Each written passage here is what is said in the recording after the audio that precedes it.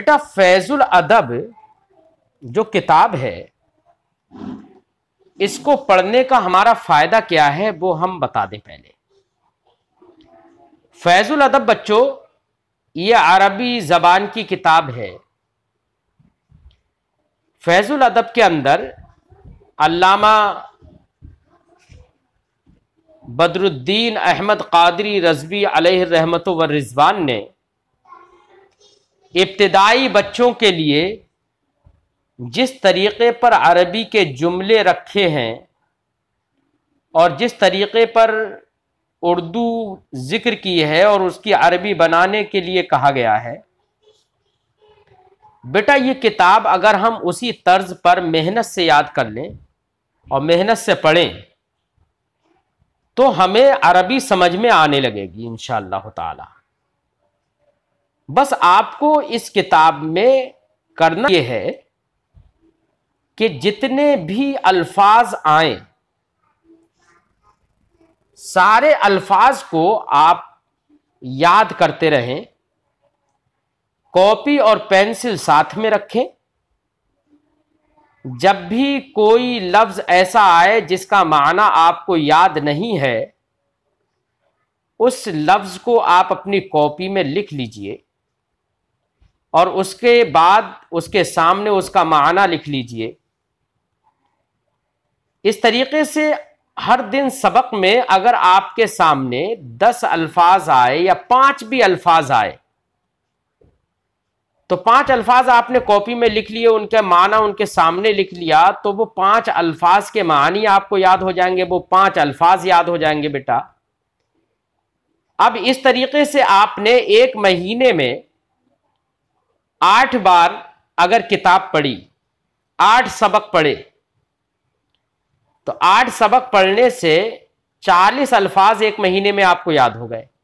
और वहीं पर अगर आपको हर दिन सबक में 10 अल्फाज आ गए और 10 आपने याद किए, तो एक महीने में अगर आपने 8 असबाक पढ़े तो 8 असबाक में आपको 80 अल्फाज के मानी याद हो जाएंगे। इस तरीके से अरबी अदब की जितनी किताबें आप पढ़ेंगे, हर किताब में अब बेटा अगर आपने ऐसा ही काम अंजाम दिया, ऐसा ही किया कि आप ऐसे अल्फाज को कॉपी में लिखते रहे जिनके मानी आपको याद नहीं है और उनको लिखकर, उनके मानी को लिखकर उनको आपने याद किया, तो 2-3 साल के अंदर बच्चों हमारे पास, आपके पास इतने अल्फाज आपको याद हो जाएंगे कि जब भी आपसे किसी लफ्ज की अरबी, किसी लफ्ज की, किसी चीज की अरबी पूछी जाएगी तो आप उसका माना बता देंगे। उसको आप, कोई अरबी का लफ्ज आपके सामने आएगा तो आपके जहन में उसका माना होगा, कोई उर्दू का लफ्ज सामने आएगा तो उसका माना अरबी जबान में उसकी अरबी क्या है वो आपको मालूम होगी। और बेटा जब हमको ये हाल हमारा हो जाए कि हमारे सामने कोई चीज आए तो उसकी अरबी हमें मालूम हो, कोई उर्दू का लफ्ज हमसे बोला जाए तो उसकी अरबी हमें मालूम हो, तो जब इतने अल्फाज हमें याद हो जाएंगे ना, तो एक लफ्ज को दूसरे लफ्ज के साथ मुरक्कब करना, उनको जोड़ के सेंटेंस और जुमला बनाना, ये बहुत आसान हो जाता है। हमेशा याद रहे कि हमारे मदारिस में चाहे वो तालिबात हों या तलबा हों, उनकी सबसे बड़ी गलती ये रहती है कि वो 7-7, 8-8, 9-9 साल, 11-11 साल तलबा हमारे मदारिस में पढ़ते हैं। उसके बावजूद वो फजीलत तक पढ़कर भी ना उन्हें अरबी बोलना आती है, ना अरबी में वो मजमून लिख पाते हैं, और कहीं पर किसी लिटरेचर की, किसी अदब की किताब अगर उनके सामने रख दी जाए तो ना वो उस इबारत का तर्जमा बआसानी कर पाते हैं। ये परेशानी क्यों है इतने साल पढ़ने के बाद? ये तलबा के अंदर बच्चों परेशानी सिर्फ इसलिए होती है कि वो इब्तिदा से अरबी अदब की किताबों पर ध्यान नहीं देते। जो जो लफ्ज आते हैं किताब में उनको वो याद नहीं करते। ये परेशानी सिर्फ इसलिए होती है। वरना अगर जो जो लफ्ज किताब में हमारे सामने आए, हम उसको अगर हम याद कर लें तो इंशाअल्लाह 2-3 साल के अंदर परेशानी ये ख़त्म हो जाती है। सिर्फ आपका काम ये रह जाता है कि एक लफ्ज़ को दूसरे लफ्ज़ के साथ जोड़कर जुमला बनाना, और जुमला बनाना, मश्क करना, अरबी बोलना, ये सब मश्क करने पर है। जितना आप मश्क करेंगे उतनी आपको अरबी बोलना और लिखना आएगी। तो बेटा आप ये तहैया करें कि जब आप रोज़ाना वक्त दे ही रहे पढ़ने के लिए, तो आप अपने दिल में ये अहद कर लें कि अरबी ज़बान की जो किताब हम पढ़ें, मसलन यहाँ पर फैज़ुल अदब हम पढ़ेंगे, तो हम ये अहद कर लें कि इस अरबी ज़बान की इस किताब का हर हर लफ्ज़ हमें याद करना है। जो जो अल्फाज किताब में, लेसन में, सबक में आएंगे, हर हर सबक के लफ्ज़ों को हमें याद करना है, उनके मानी याद करना है, और अगर कहीं पर मुफरद आए तो उसकी जमा क्या है वो भी हमें याद करना है, कहीं जमा आए उसका मुफरद क्या है वो भी हमें याद करना है। और माशाअल्लाह इस साल तो आप मीज़ानुस सर्फ भी पढ़ेंगे, तो मीज़ानुस सर्फ से अफ़आल भी मालूम हो जाएंगे कि ये फ़ेल माजी है या फ़ेल हाल है या फ़ेल मुस्तक़बिल है, क्या है, वो भी सब मालूम हो जाएगा। तो अगर बच्चों मेरी इन बातों पे आपने तवज्जो दी और जैसे मैं आपसे कह रहा हूं ऐसा ही आपने अगर किया, तो अरबी सीखना आपके लिए बहुत आसान है। और अगर आपने ऐसा नहीं किया तो अरबी सीखना इतना मुश्किल है कि 11-11 साल तलबा मदरसे में पढ़ते हैं और उनको अरबी नहीं आ पाती है। तो मेरी इसी बात पर ख़ास तवज्जो देना है कि हर लफ्ज़ का आपको अभी माना याद करना है। अगर बेटा ये हर लफ्ज़ का माना याद नहीं कर पाए तो आपको तर्जमा लगाना भी आने वाले वक्त में मुश्किल हो जाएगा। तो मेरी इस बात को ध्यान में रखना। अदब की किताब शुरू करने से पहले मैंने ये तमहीदी तौर पर ये जुमले, ये कलिमात आपके सामने रखे हैं। ये कलिमात पर आप तवज्जो देना, उसके मुताबिक अमल करना और अल्फाज को याद करना, उनके मानी को याद करना। अब बेटा शुरू करते हैं फैज़ुल अदब। बिस्मिल्लाहिर्रहमानिर्रहीम। अल्हम्दुलिल्लाहि अहसनिल खालिकीन अल्लज़ी फ़द्दल रसूलना मुहम्मदन सल्लल्लाहु तआला अलैहि वसल्लम अला जमीइल आलमीन। अल्हम्दुलिल्लाह, बेटा अल्हम्दु का माना होता है तारीफ, और अलिफ लाम चूंकि इस्तिग़राक़ के लिए, इस्तिग़राक़ का मतलब जितनी तारीफें हैं सबको घेरना, तो इस्तिग़राक़ के लिए तो माना होगा अल्हम्दुलिल्लाह, तमाम तारीफें अल्लाह के लिए, अहसनिल खालिकीन, जो पैदा करने वालों में सबसे बेहतर पैदा करने वाला है। अल्लज़ी फ़द्दल रसूलना, जो सबसे बेहतर पैदा करने वाला है। अल्लज़ी फ़द्दल रसूलना, अल्लज़ी बेमाना, अल्लज़ी इसमें मौसूल है, बेमाना वो जो, अल्लज़ी जिसने, फ़द्दला फजीलत दी, रसूलना मुहम्मदन, हमारे रसूल मोहम्मद सल्लल्लाहु अलैहि वसल्लम को, जमीइल आलमीन, सारे जहानों पर। तमाम तारीफ़ें अल्लाह के लिए जो सबसे बेहतर पैदा फरमाने वाला है, जिसने अल्लज़ी फ़द्दल रसूलना मुहम्मदन सल्लल्लाहु अलैहि वसल्लम अला जमीइल आलमीन, जिसने हमारे रसूल मोहम्मद सल्लल्लाहु अलैहि वसल्लम को तमाम जहानों पर, आलमीन ये जमा है आलम की, आलम का माना होता है जहान, दुनिया, जमीइल आलमीन तमाम जहान, कहा गया है 18,000 जहान हैं, 18,000 मखलूक़ात हैं अल्लाह ने पैदा की हैं। सारी मखलूक़ात पर, सारे जहान पर, सारी दुनिया कायनातों पर अल्लाह ने हमारे नबी को फजीलत बख्शी। वस्सलातु वस्सलामु अला खातमिल अंबिया वल मुरसलीन, और दुरूद व सलाम नासिल हों, दुरूद व सलाम और दुरूद व रहमत नासिल हों अला खातमिल अंबिया वल मुरसलीन। खातम का माना होता है बेटा अंगूठी, और मोहर, क्योंकि मोहर बेटा सबसे आखिर में लगाई जाती है। हमें कोई मजमून लिखते हैं, कोई फतवा लिखते हैं, तो सब में फतवा लिखकर उसके आखिर में मोहर लगा देते हैं।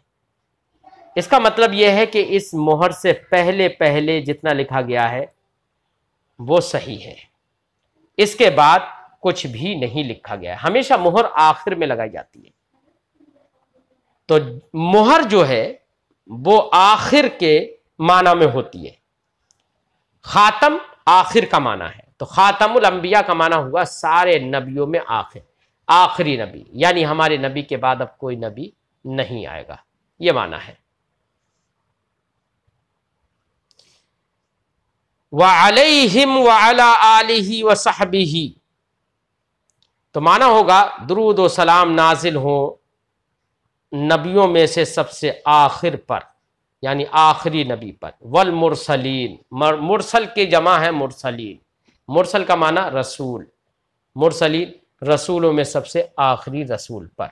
व अलैहिम, और उन पर नाजिल हो, व अला आलिही, और उनकी आल पर नाजिल हो, व सहबिही, और उनके सहाबा पर नाजिल हो, व अज़वाजिही, और उनकी बीवियों पर रहमत नाजिल हो। अज़वाज ज़ौज की जमा है, बीवी भी माना होता है और ज़ौज का माना शौहर भी होता है। हमने कहा ज़ौजुल मरअती, तो माना होगा बीवी का शौहर, और हमने कहा ज़ौजुर रजुली, तो इसका माना होगा आदमी की बीवी, मर्द की बीवी। तो ज़ौज का माना दोनों होता है, बीवी भी और शौहर भी। व अज़वाजिही, और उसकी और नबी सल्लल्लाहु अलैहि वसल्लम की बीवियों पर रहमत नाजिल हो। कौन सी बीवियां? उम्महातिल मोमिनीन, जो तमाम मोमिनों की माएँ हैं। उम्महात ये उम्मुन की जमा है बेटा, तमाम मोमिनीन की माएँ हैं, मोमिनीन ये मोमिन की जमा है। वब्निहिल गौसिल आज़मिल जीलानी अजमईन, और रहमत नाजिल हो उनके फर्जंद पर। इब्न ही ज़मीर का मर्जा नबी सल्लल्लाहु अलैहि वसल्लम, उनके फर्जंद पर, उनके बेटे पर। कौन है वो बेटे? वैसे वाले बेटे नहीं, हकीकी जिसे कहे, नसबी बेटे हैं। हज़रत गौस पाक रज़ी अल्लाह ताला अन्हु सरकार के नसब से हैं, नस्ल से हैं। तेरी नस्ल पाक में है बच्चा बच्चा नूर का, तो सादात किराम से हैं।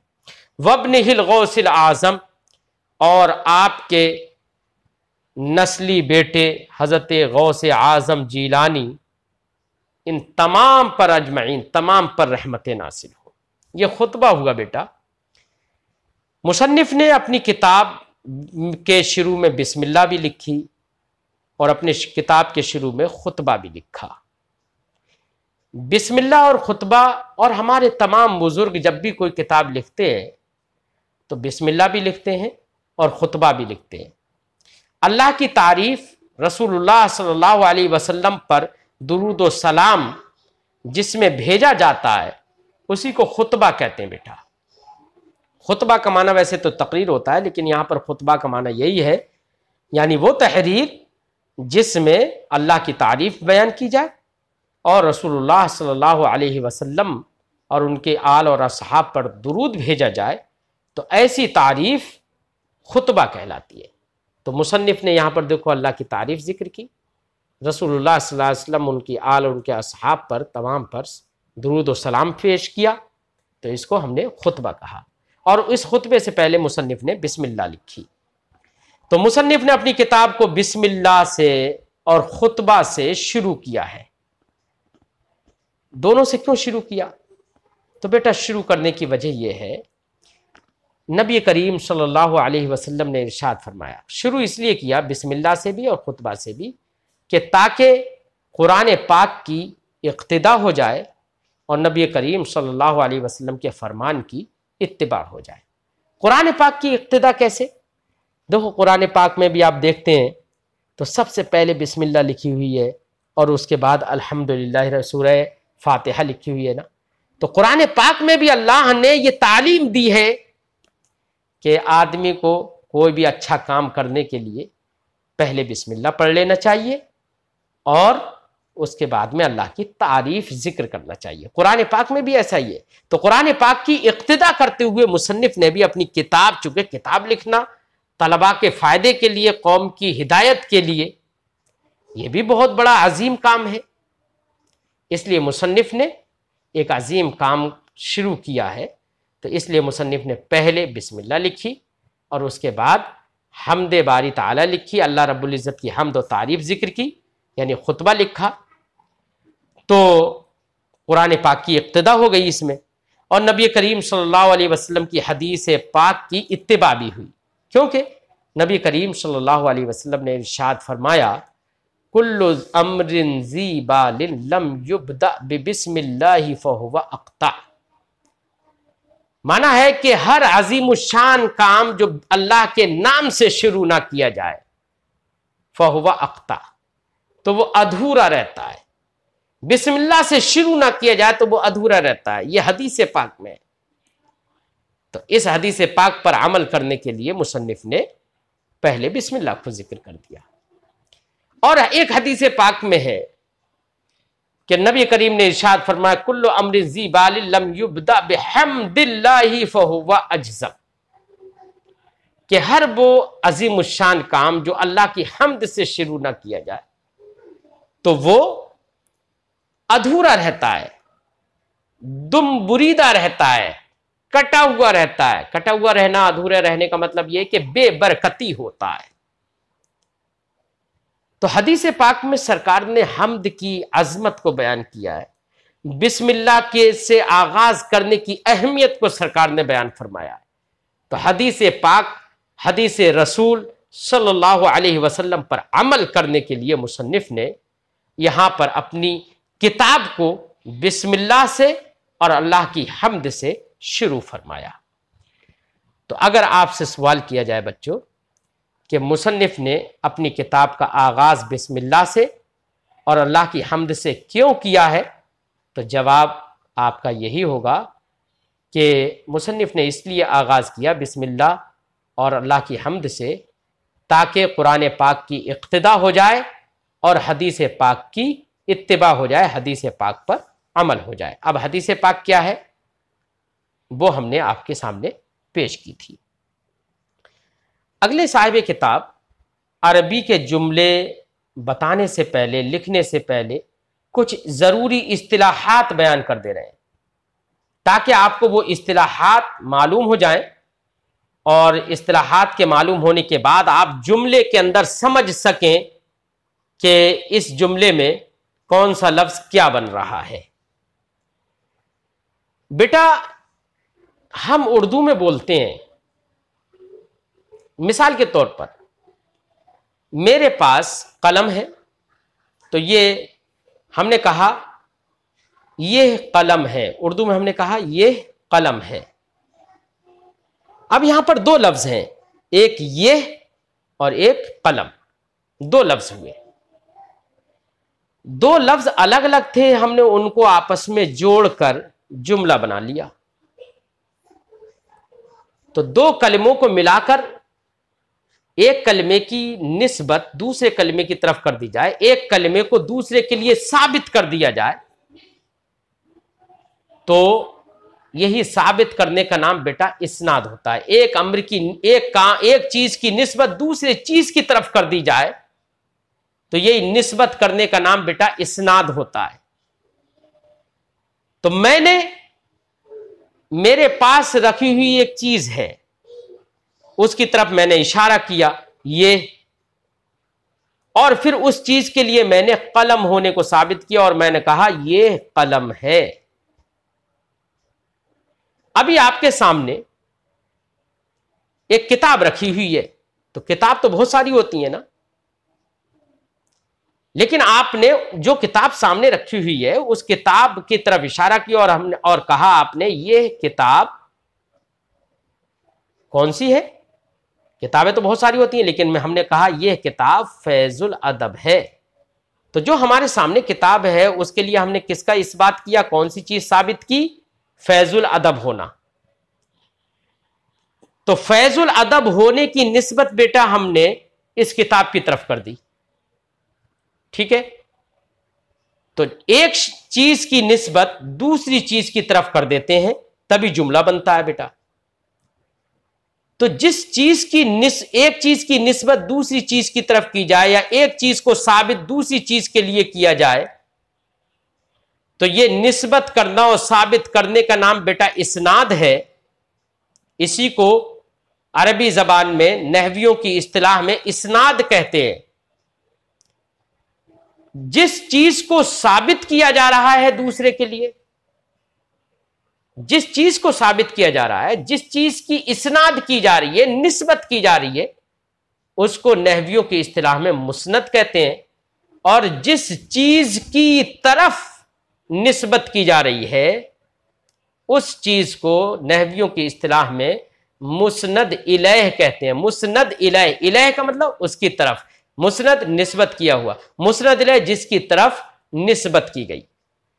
बेटा मैं एक जुमला बोल रहा हूं और उस जुमले को मैं समझा रहा हूं। मैंने कहा जालिकल किताब, जालिका किताबुन, क्या कहा मैंने? जालिका किताबुन, इसका माना है वो किताब है।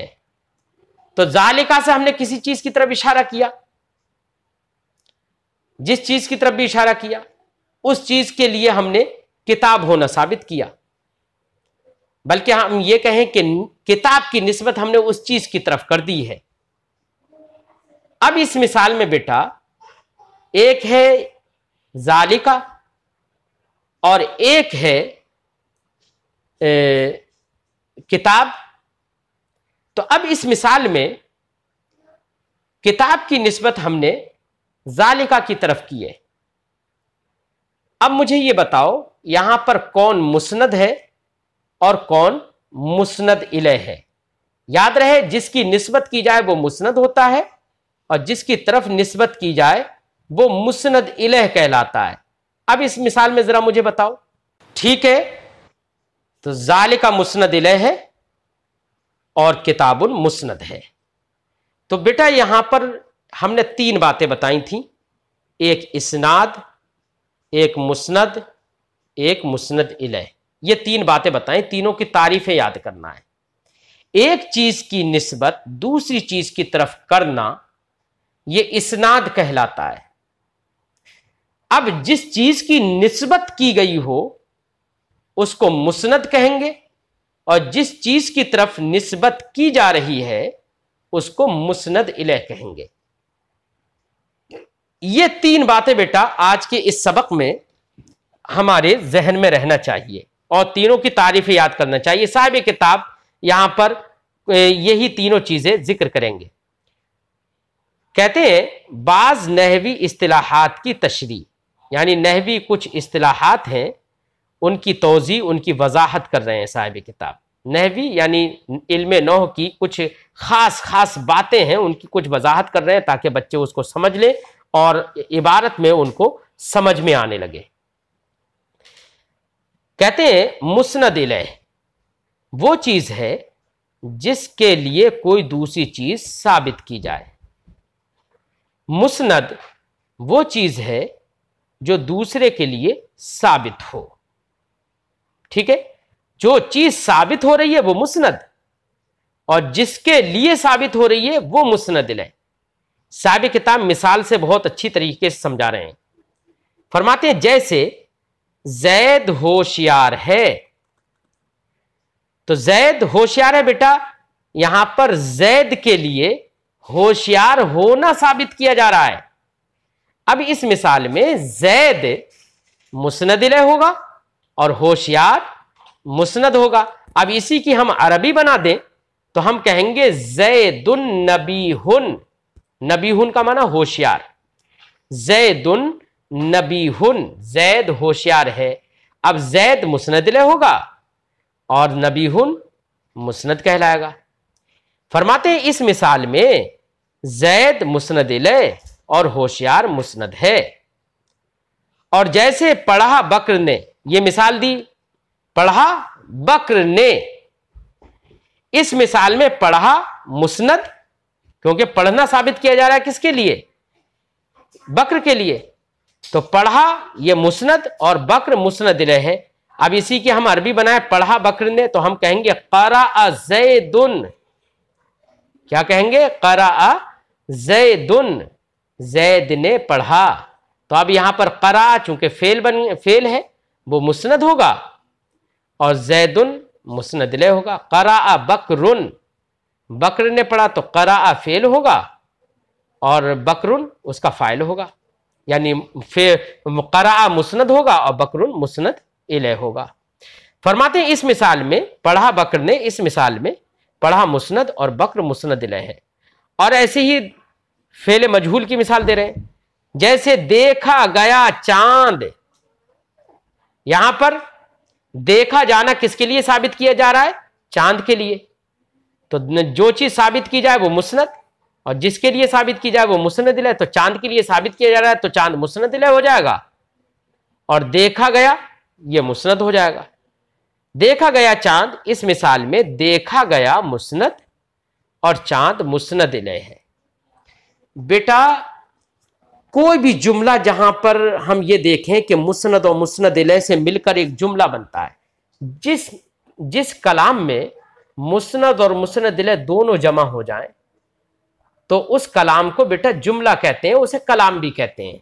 जुमला भी कहते हैं उसे, और उसे कलाम भी कहते हैं। तो मुस्नद और मुस्नद इलैह दोनों जमा हो जाएं। मसलन हमने कहा ज़ैदुन आलिमुन, ज़ैद आलिम है। अब इस मिसाल में मुझे बताओ, आलिम होने का सबूत किसके लिए किया जा रहा है? ज़ैद के लिए किया जा रहा है। जिसके लिए साबित किया जाए कोई चीज, जिसके लिए साबित की जाए वो मुस्नद इलैह कहलाएगा, और जो चीज साबित की जाए वो मुस्नद कहलाएगा। लिहाजा ज़ैदुन आलिमुन में हमने आलिम होना साबित किया है, आलिम होने की खबर दी है। किसकी? ज़ैद के आलिम होने की खबर दी है।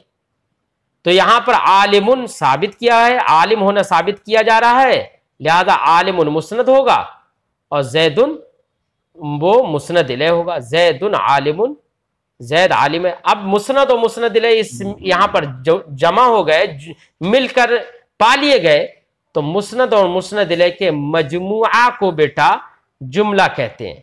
क्या कहते हैं?